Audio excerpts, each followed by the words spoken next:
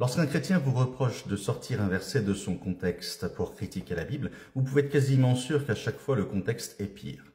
Ce commentaire a été fait parce que je citais Matthieu 10, 34, hors contexte, c'est vrai. Dans Matthieu 10, 34, Jésus dit « Ne croyez pas que je sois venu apporter la paix sur terre. Je ne suis pas venu apporter la paix, mais l'épée. » Matthieu chapitre 10 décrit la manière dont Jésus donne des ordres à ses apôtres pour aller prêcher sa parole. Il commence avec Matthieu 10, 1 en disant « Puis, ayant appelé ses 12 disciples, il, Jésus, leur donna le pouvoir de chasser les esprits impurs et de guérir toute maladie et toute infirmité. » Ça commence bien, mais on va voir la suite. L'auteur de Matthieu donne les noms de chacun des 12 apôtres, puis continue. Tels sont les 12 que Jésus envoya, après leur avoir donné les instructions suivantes. « N'allez pas vers les païens et n'entrez pas dans les villes des Samaritains. » Donc Jésus donne le pouvoir à ses 12 apôtres de soigner les maladies, les infirmités et de chasser les esprits impurs, mais il leur interdit d'aller chez ceux qui ne croient pas dans le Dieu du judaïsme, ni chez les Samaritains. Dans 10.7, Jésus leur dit « Allez prêcher et dites, le royaume des cieux est proche. Guérissez les malades, ressuscitez les morts, purifiez les lépreux, chassez les démons. » Et par la suite, dans les versets suivants, Jésus leur dit de le faire gratuitement parce que Jésus lui-même leur a donné ce pouvoir aux 12 apôtres gratuitement. Mais on n'oublie pas que Jésus a donné l'ordre à ses apôtres de ne pas aller chez les païens ni chez les Samaritains. Il précise dans Matthieu 10, 6, « Allez plutôt vers les brebis perdues de la maison d'Israël. » Donc, seuls les Juifs ont le droit de recevoir l'aide que Jésus leur apporte. Puis, Jésus explique comment se comporter lorsque ces apôtres arrivent en contact avec la population. Matthieu 10, 12 nous dit « En entrant dans la maison, saluez-la. Et si la maison est digne, que votre paix vienne sur elle, mais si elle n'en est pas digne, que votre paix retourne à vous. » Il y a donc déjà une sélection très forte qui est faite en fonction d'une dignité que Jésus décide. Verset 14, Jésus leur dit « Lorsqu'on ne vous recevra pas et qu'on n'écoutera pas vos paroles, sortez de cette maison ou de cette ville et secouez la poussière de vos pieds. » C'est-à-dire que les apôtres se sont salis en entrant dans une maison où les habitants n'ont pas voulu leur parler.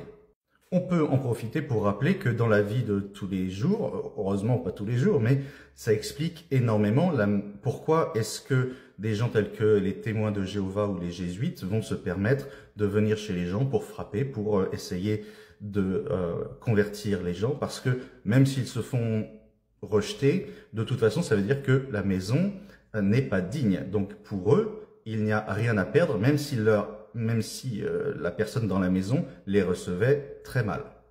Verset suivant, et celui-là c'est le pire. Jésus dit dans 10.14, « Je vous le dis en vérité, au jour du jugement, le pays de Sodome et Gomorrhe sera traité moins rigoureusement que cette ville-là. » Pour rappel, Sodome et Gomorrhe sont deux villes qui ont été détruites par Dieu. Qu'est-ce qui se passe exactement à Sodome et Gomorrhe? Eh bien, on va faire un tour par Genèse 19. Genèse 19, 24. « Alors l'Éternel, Dieu, fit pleuvoir du ciel sur Sodome et sur Gomorrhe du soufre et du feu, de par l'Éternel.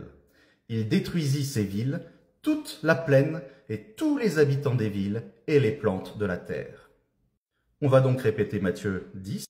Matthieu 10, 15. « Je vous le dis en vérité, au jour du jugement, le pays de Sodome et Gomorrhe sera traité moins rigoureusement que cette ville-là. » Jésus est donc en train de dire que si quelqu'un refuse de laisser un apôtre rentrer chez lui ou refuse de discuter avec un apôtre, cette personne-là et sa ville entière sera traitée pire que de recevoir le feu de Dieu depuis le ciel qui brûlera et tuera tous les habitants et brûlera et tuera toutes les plantes.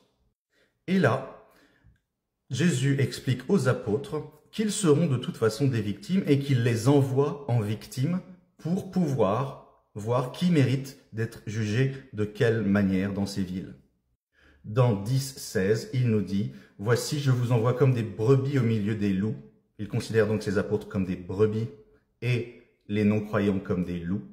Soyez donc prudents comme les serpents et simples comme les colombes.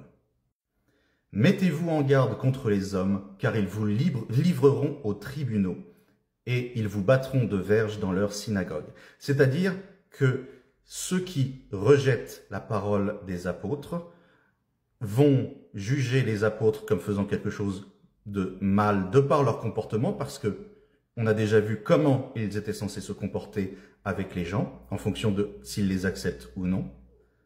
Et donc Jésus est au courant que, avec un tel comportement, ils seront rejetés.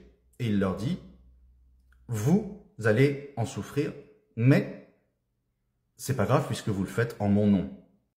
Jésus ensuite décrit le type de sanction qui peut se faire lorsque on vient et on dérange la vie des gens sans leur consentement.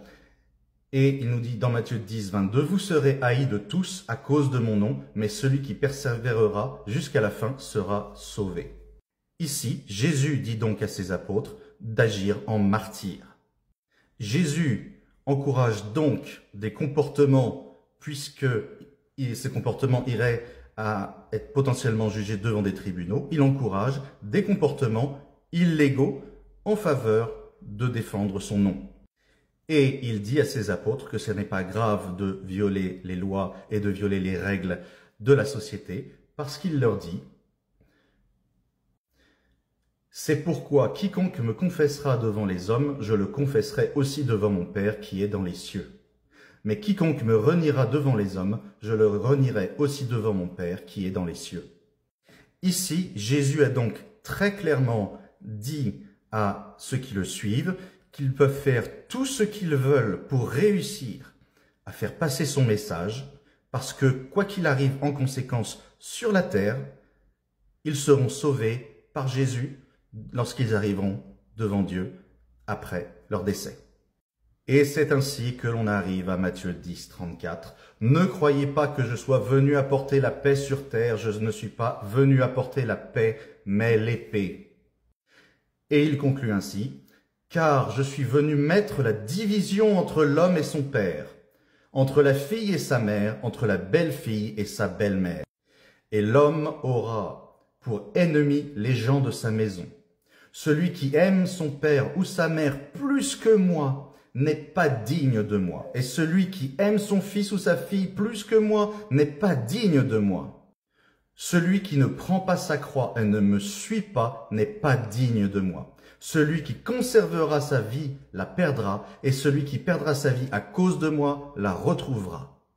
En clair, bien que le terme enfer n'est pas dans la Bible, de fait, avec ce passage, Jésus explique, et c'est ainsi que la majorité des dénominations chrétiennes le comprennent aujourd'hui, dont l'Église catholique, celui qui fera ce qu'il souhaite pour promouvoir la parole de Jésus ira au paradis, et que cela va créer le chaos dans les familles. Il encourage les gens à rejeter leur famille au nom de Jésus, car cela va leur ouvrir les portes du paradis et tous les autres iront en enfer. Lorsqu'un chrétien vous dit que vous avez pris la Bible hors contexte, rappelez-vous, quasiment toujours le contexte est pire que le verset que vous avez pu citer. Kenavo!